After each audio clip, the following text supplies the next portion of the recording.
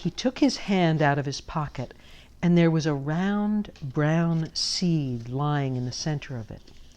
It was perfectly round and about as big as a pea. It had an odd, hairy kind of skin, as though it were a small piece of fur. "If you take it home and plant it," the man said, "nothing will grow for a few days. When did you say your father's birthday will be?" "Next Saturday," said Anna. "Good," the man said. "By next Saturday, this will grow into a plant to bring him."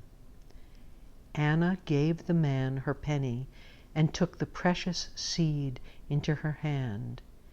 It felt like a small, soft caterpillar curled into a ball. "Oh, thank you," she said. "I thank you so much." The man smiled as she looked down and poked the little seed with her finger. "Goodbye, Anna," he said softly. She looked up to say goodbye, but the man with the purple eyes was not there. He had just vanished, it seemed to her. She looked down the street to the right, to the left, but he was not there. He had just disappeared, as though she had dreamed him, as though he had not just a moment before stood in front of her with his crooked smile and beautiful purple eyes. He was gone, like a whisper of wind on a summer night. But resting in her hand, quite real, was the little brown seed. She planted the seed in a small clay pot and watered it every day. She kept it hidden in the cupboard in her bedroom. She didn't tell her mother the surprise she was planning. She wasn't at all sure the seed would grow, certainly not in time for Saturday. Nothing seemed to be happening in the earth where she had dropped it. And by now, Anna hardly believed her own memory of the man with the purple eyes. It was as though she had made him up to talk to on a day when she was so very lonely, as though he were a sort of daydream. But no one she had ever known had purple eyes. And no one she had ever known could vanish just like that without walking away. And she could still remember that twisted smile. She knew she could never have dreamed anything so friendly, warm, and kind as that smile. The day before the birthday, Anna opened up the cupboard to water the seed.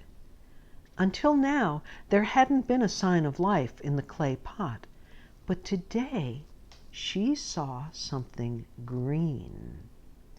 Like a fine paintbrush dipped in fresh green paint, a small green shoot was pushing up through the earth.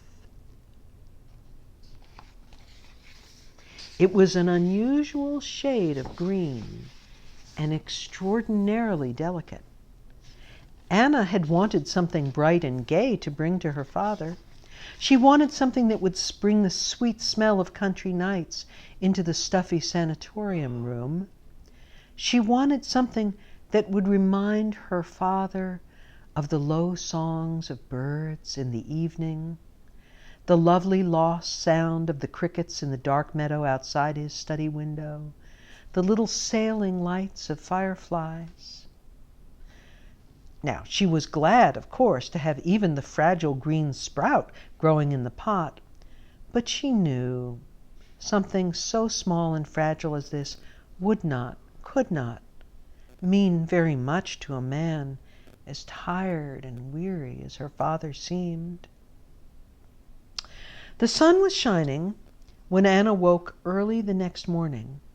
Her mother was still asleep. Anna set the breakfast table to surprise her and started the coffee percolating on the stove. Marmalade and butter were put next to the toaster, and neatly waiting at her mother's place was her coffee cup and spoon and the sugar bowl. When her mother came into the kitchen, she looked pale and tired. "Oh, Anna dear," she said, smiling as she saw the table, "what a nice surprise! How good that coffee smells!" But as she poured the coffee into her cup and watched Anna sipping her own tall glass of milk, her mother's face grew thoughtful again.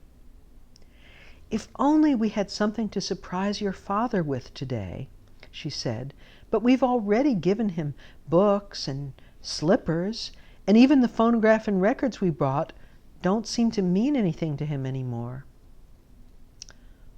"Well," said Anna, "I have a little plant for him. I got it last week when you said I could go out alone.